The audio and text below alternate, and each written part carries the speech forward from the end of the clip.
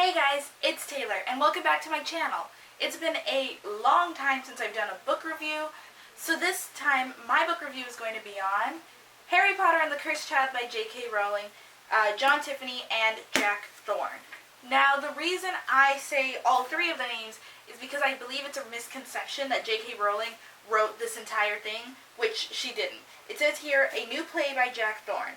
So, it says based on an original news story by J.K. Rowling, so that might mean anything. It could mean that they based the story off of the story of Harry Potter.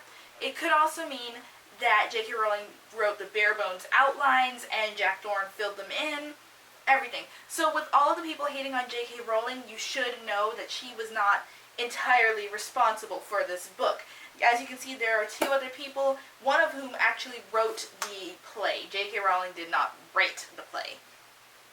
So without further ado, let's go with my thoughts. And this is going to be spoiler-free. I'm not going to spoil anything. So let's get started.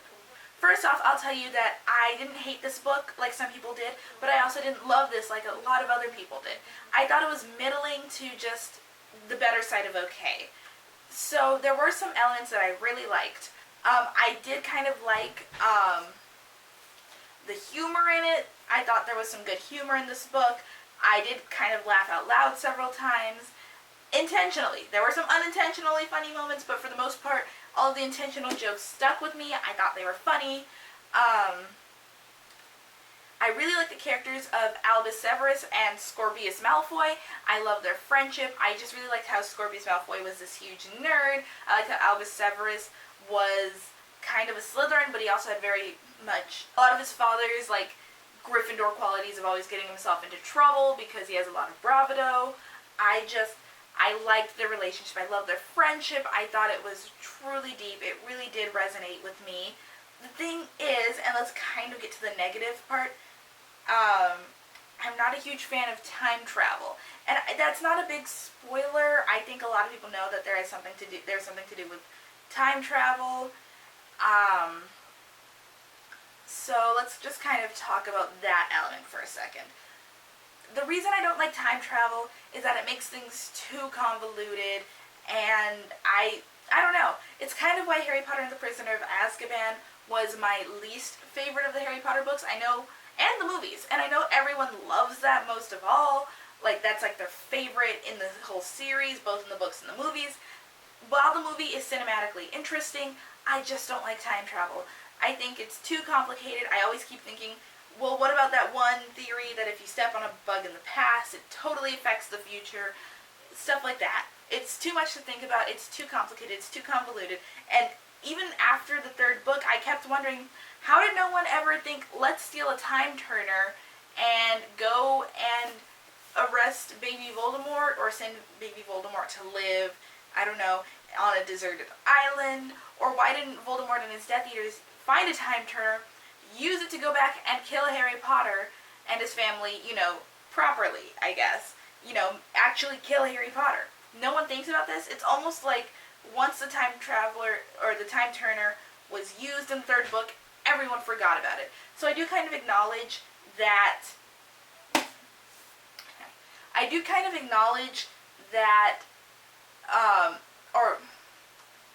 kind of like that they brought the time turner back in this book, because I'm surprised no one else ever thought of using one ever. I don't know how you would invent such a thing. It doesn't make much sense to me. And that's kind of where the book falls apart. Time traveling is just way too silly for me.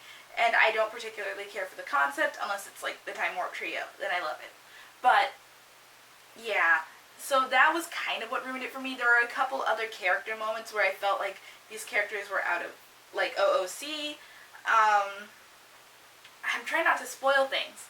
But my main thing is, some characters were evil when there was no reason for them to be evil.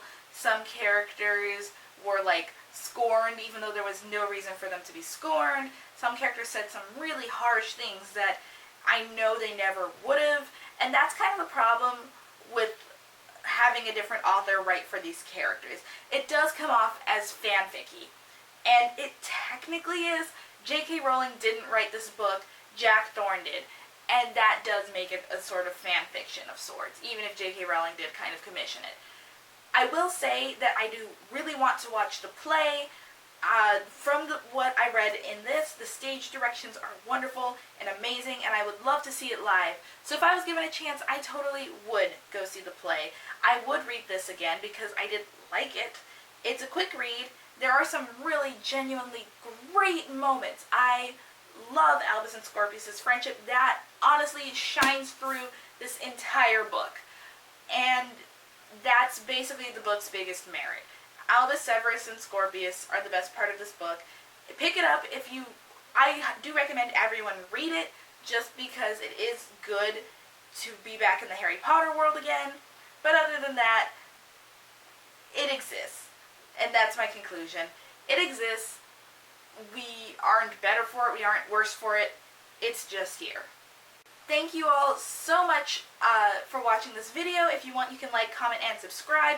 Tell me what you thought of Harry Potter and the Cursed Child. I will leave the links to all of my social media down in the description box below. Thank you guys so much again for watching. Bye.